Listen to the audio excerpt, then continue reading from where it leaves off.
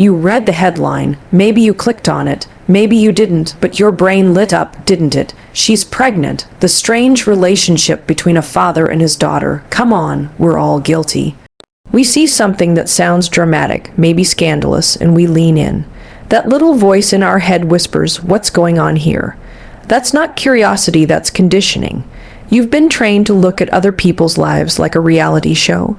We all have. It's not your fault, but it is your responsibility to wake up to it, because this isn't about them. This is about us. This is about the way we've learned to treat love like it needs to be explainable, measurable, approved by the public. We want relationships to look a certain way. We want them to be easy to categorize: father, daughter, husband, wife, best friend, colleague, and if the bond doesn't look the way we expect, we judge it.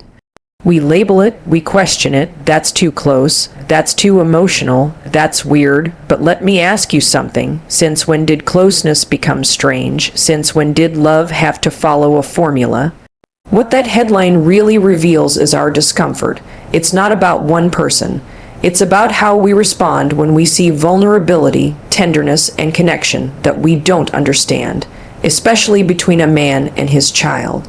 Especially when it's not tough or distant or performative, when it's genuinely affectionate.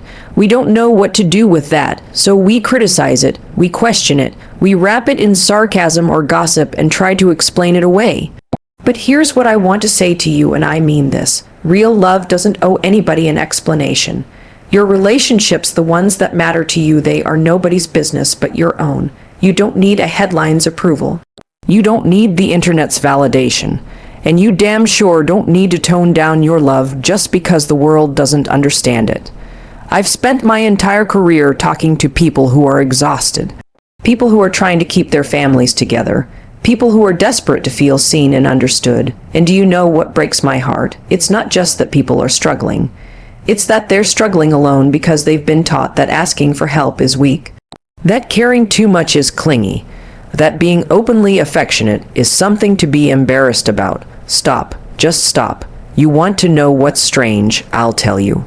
It's strange that we're more comfortable dissecting a stranger's relationship than sitting down with our own kid and saying, "Hey, I love you." It's strange that we'll spend an hour scrolling through drama, but we won't send a two-sentence text to someone we miss. It's strange that we've accepted a culture where showing up fully in your relationships is considered weird and detachment is considered normal. You want to be brave, you want to be successful, you want to live a life that actually means something. Then start showing up for the people you love without apologizing for it. Start telling your son that you're proud of him. Start hugging your daughter a little tighter without worrying how someone else might interpret it. Start being a little more emotional, a little more present, a little more available. Love out loud even if it makes other people uncomfortable. You don't have to explain yourself. You don't have to shrink.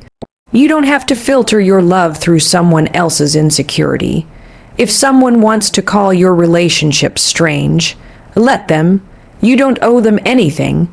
And let's be real, most people who criticize closeness are starving for it themselves. They're not judging you, they're grieving their own disconnection. So give them grace and keep loving anyway. Because at the end of your life, I promise you, nobody is going to care about the opinions. They're not going to care about the headlines. They're going to care about the moments, the memories, the people who showed up, the love that was real. So don't get distracted by the noise. Stay close to the people who matter. Make your relationships deeper than a scroll, stronger than a comment section, braver than a headline. Be bold enough to love like that. Because love in all its forms is never strange, it's sacred. And it's yours.